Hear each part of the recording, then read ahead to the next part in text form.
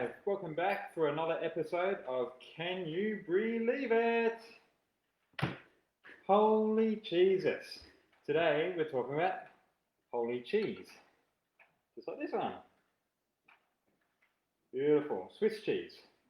Well, commonly known as Swiss cheese, which is funny because the Swiss don't make Swiss cheese. Swiss cheese is actually a North American marketing term for any sweet, stretchy cheese with holes in it, regardless of where it's made. See, in Switzerland they make cheeses like Appenzeller, Raclette, Gruyere, Montbéliard, Emmental, and about 400 other amazing cheeses. I mentioned Emmental. This is probably the most stereotypical holy cheese. Emmental gets its name from the M Valley, where it's made, and it's 1 meter wide and weighs over 100 kilograms. It takes 1,000 litres of milk to make just one cheese.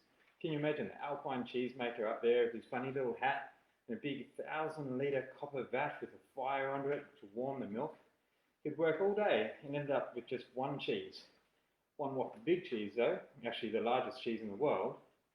And no wonder it's called the king of all cheeses, but I'll tell you more about the king of cheeses in a later episode. We had the opportunity to buy about 5 kilograms of Emmental cheese recently, and it honestly didn't last long at all. It was such a Moorish cheese, totally delicious. But the holes, what are the holes?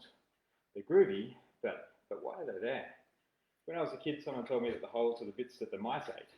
Now, of course, that's not true, but if it's not the mice, then what are they? Well, these holes, they're called eyes, and which is a pretty cool name. But they're little gas bubbles formed by special cultures called Propioni Friedenrichi subspecies shermani, which is a very cool name, but let's just shorten it to Propioni. So these cultures, they produce carbon dioxide.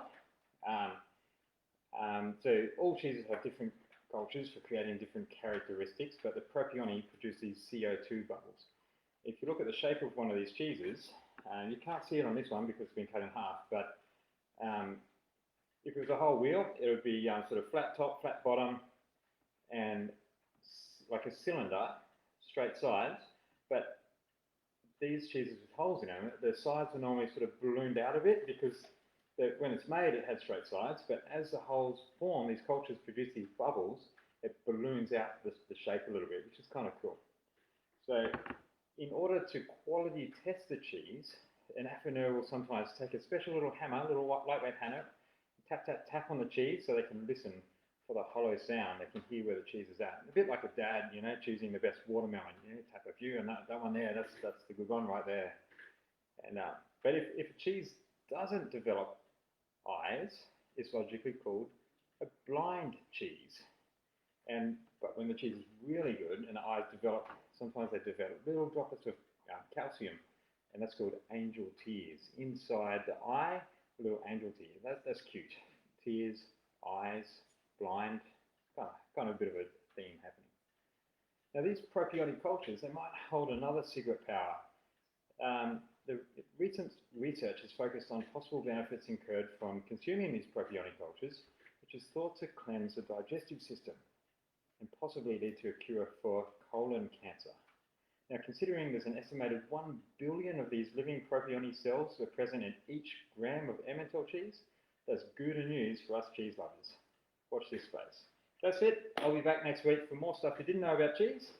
But right now, it's cheese o'clock.